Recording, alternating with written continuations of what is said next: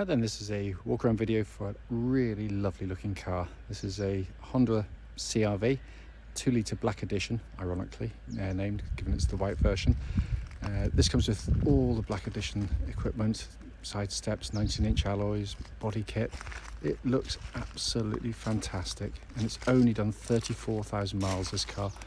It's in beautiful condition.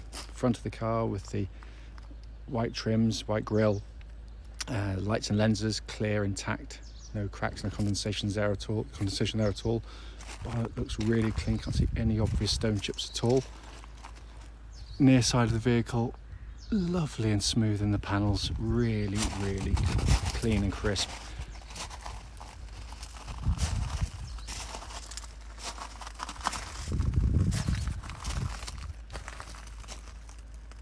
My favourite angle always ones with this kit is from the back.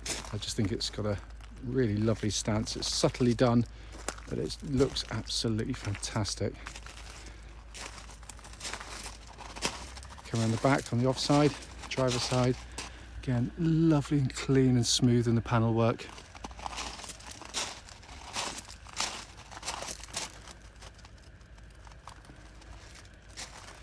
Amending the car again, really lovely. I mean, there always is, and it always will be, the odd little mark that you can't quite see or pick up on, but generally speaking, the car's in lovely condition. Coming to the back of the car now, massive boot, and this one's been kept absolutely beautifully. Coming to the back of the car now, wide opening rear doors, enormous amounts of legroom. The video, for no apparent reason, because it's black seats in there, makes the middle of it look slightly pinky purpley. It's not at all, so don't let that put you off in any way, because it doesn't look anything like that for some reason. Coming to the front now, again, all really clean and tidy, and the same applies to the front seats. They aren't purpley at all, and in beautiful condition again. So finally, driver's door card, again, all really clean. Footwell area is very nice. Driver's seat again in fantastic condition.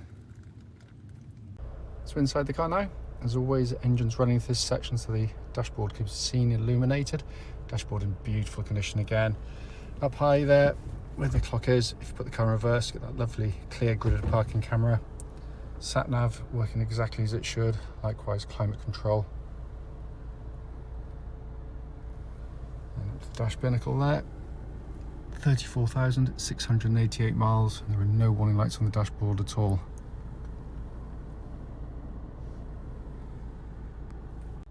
Finally, just to show you, owner's manual pack and lock and wheel nut key are both here and present with the car. Right then, this is a quick road test video, and this is for a lovely car. This is a Honda CR-V. It's a 2-litre black edition, very rare beast indeed. This particular car is registered, if I can read it, BC14DHA, I think. Sorry, it's upside down, so it's hard to read. And with a very low mileage, just 34,672 miles. The reason we do all of our videos, and especially this road test section, is very simple indeed. It's to ensure that people get to see the cars we're actually advertising in operation. The reason we feel it's important is because, unfortunately, like so many people, we've been to go and see cars which have looked, perfectly good in photographs and descriptions, only to get there and find out when you drive it's got a fundamental issue that shows up whilst driving the car. So hence that's why we do it. We also do it on these very quiet country roads very close to our premises. This actually forms part of the road test route that we take our customers on, so hopefully would then be representative of what you'd feel yourself should you be offered a test drive in the car. So coming to the car, as you'd expect of any Honda engine, turn the key and the engine starts immediately, settles to an absolutely smooth, even idle. There are no warning lights on the dashboard at all relating to the engine or any other part of the car, and temperature gauge is running at a third, which is exactly where it's meant to be, and the car's been running for quite some time now. These engines are absolutely fantastic units. It's such a smooth engine.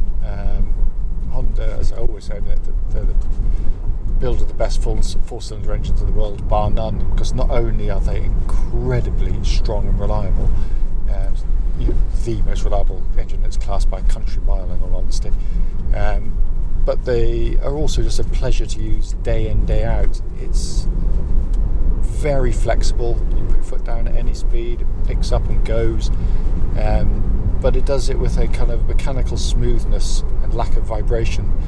It's so rare in cars, and that applies through the rev range. And when it does rev, it's got that lovely induction sound that you get from Hondas when you put your foot down. It kind of breathes in, you can hear it. It's this lovely, lovely unit. They are cam chain driven, by the way, so no cam belts to worry about on them at all as well. Coming to the clutch and gearbox of the car. Clutch, as you'd expect on such a low mileage, is perfect. Bite point exactly where it's meant to be. It's lovely and smooth in operation. And the gearbox, gear lever mounted up nice and high here. Feel it just falls naturally to hand. Everything about the gearbox is brilliant. The actual actuation of the gears is mechanical in feel, which is bizarre really, because like most modern cars, of course, the gear lever is connected to the gearbox underneath by cables, not by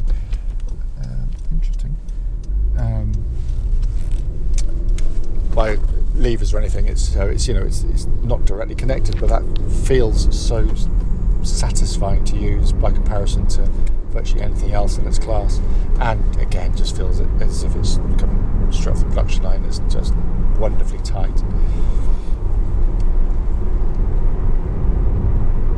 Steering of the car, again, just a really, Honda know this market so well. The CR-V is the best selling SUV in the world, and there's a very good reason for it. Honda made it feel incredibly car-like and very smooth in operation. It's a class above most in its class when you delve deep into kind of what the car's all about.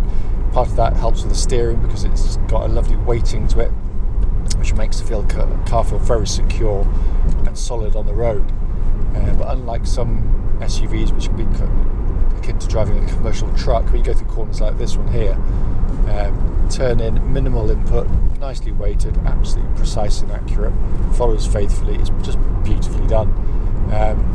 It also tracks nice and straight. There's no vibrations at this speed or any speed up to the legal limit.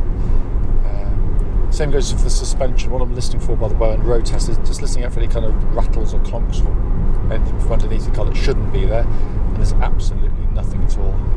It's perfect in that sense. But the chassis gives you a very compliant, well-judged ride. It's very, very well damped. So on pretty much most surfaces, it gives comfort for all its passengers. But also when it goes to the corners, unlike so many again, which seem to kind of flounder as soon as you get to a corner because they kind of lollop in with a couple of motions, these are just so car-like. You can sort of point it to the corners and it flows really, really well. As I said, that's not to say it's a sports car, because it isn't. It is not. But it is actually just a very, very, very nice, solid car to drive on the road. I'm going to do the brakes in a second, just get around this corner, make sure no one's directly behind me, which I don't think they are. Good thumb. Nice and hard, enough to activate the ABS and get the hazard lights on. Perfect. What I'm looking for in particular is any kind of sort of pulsing or vibrations going back through the brake pedal, and there's nothing. They feel nice and powerful, which is exactly what they should be. Finally, coming inside the car, the first thing you're aware of when you get into a CR-V is, again, the visibility is fantastic in the car. I can actually see a bonnet's end, which is a minor miracle in this day and age. You've got brilliant visibility all round, helped by these massive wing mirrors. Just make you feel, especially when you're on motorways, you look in your mirrors, you get a really good feel for what's coming behind. So many manufacturers go for tiny wing mirrors and you miss things, in my opinion. But also the build quality. It is sensationally well made. No squeaks, no rattles, beautifully bolted together cars. Everything working as it should. It's a lovely dash, which is simplicity itself to operate, although very well equipped. Sat nav working, as you can see, they're perfectly there. You've got dual zone climate control system, which offers you the choice of having slightly different temperatures side to side as well. again in a nice warm workshop earlier on, not outside because it's freezing today. Yeah, it blows out lovely cold air, so all functioning exactly as it should. Then the binnacle in front of me here, it's just simple, legible, really nicely laid out. Not trying to give you too much information, which can be incredibly distracting. And then you've got this lovely small diameter leather-bound steering wheel, which is in lovely condition as well, with all the functions working exactly as they should. Cruise control, limiter, audio functions. And it's in incredibly good condition in here, absolutely. Whoever's had it's really looked after this car ever so well. This, by the way, this is a four-wheel drive version of the CR-V.